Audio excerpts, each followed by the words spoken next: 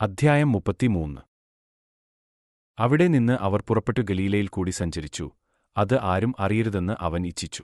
അവൻ തന്റെ ശിഷ്യന്മാരെ പഠിപ്പിച്ച് അവരോട്, മനുഷ്യപുത്രൻ മനുഷ്യരുടെ കയ്യിൽ ഏൽപ്പിക്കപ്പെടും. അവർ അവനെ കൊല്ലും. കൊന്നിട്ട് 3 നാൾ കഴിഞ്ഞ ശേഷം അവൻ ഉയിർത്തെഴുന്നേൽക്കും എന്നു പറഞ്ഞു. ആ വാക്ക് അവർ ഗ്രഹിച്ചില്ല. അവനോട് ചോദിപ്പാനോ ഭയപ്പെട്ടു. അവർ കഫർന്നഹൂമിൽ എത്തിയാറെ ദ്വിദ്രഹ്മപ്പണം വാങ്ങുന്നവർ പത്രോസിന്റെ അടുക്കൽ വന്നു.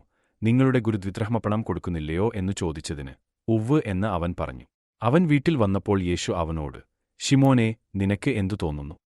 ഭൂമിയിലെ രാജാക്കന്മാർ ചുങ്കമോ കരമോ ആരോട് വാങ്ങുന്നു? പുത്രന്മാരോടോ അന്യരോടോ എന്നു മുന്നിട്ടു ചോദിച്ചതിന് അന്യരോട് എന്ന് അവൻ പറഞ്ഞു. യേശു അവനോട്, എന്നാൽ പുത്രന്മാർ ഒഴിവുള്ളവരല്ലോ.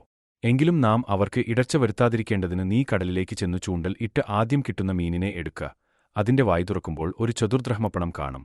അത് എടുത്ത് എനിക്കും നിനക്കും വേണ്ടി കൊടുക്ക എന്നു പറഞ്ഞു. അവരിൽ വച്ചു ആർ വലിയവൻ എന്ന് ഒരു വാദം അവരുടെ ഇടയിൽ നടന്നു. അവൻ കഫർന്നഹൂമിൽ വന്നു വീട്ടിൽ ഇരിക്കുമ്പോൾ, നിങ്ങൾ വഴിയിൽ വച്ചു തമ്മിൽ വാദിച്ചത് എന്ത് എന്ന് അവരോട് ചോദിച്ചു. അവൻ ഇരുന്നു പന്തിരുവരെയും വിളിച്ചു.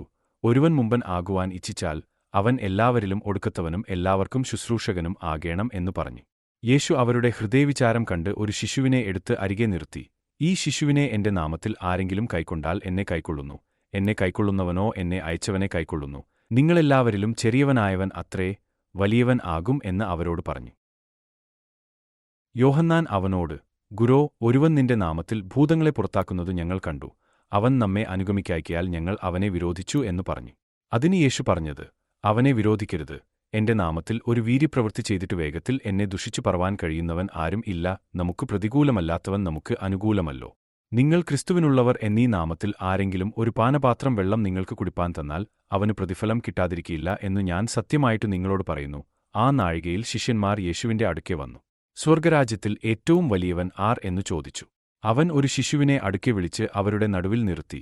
നിങ്ങൾ തിരിഞ്ഞു ശിശുക്കളെപ്പോലെ ആയിവരുന്നില്ല എങ്കിൽ സ്വർഗരാജ്യത്തിൽ കടക്കയില്ല എന്നു ഞാൻ സത്യമായിട്ട് നിങ്ങളോട് പറയുന്നു എന്നു പറഞ്ഞു.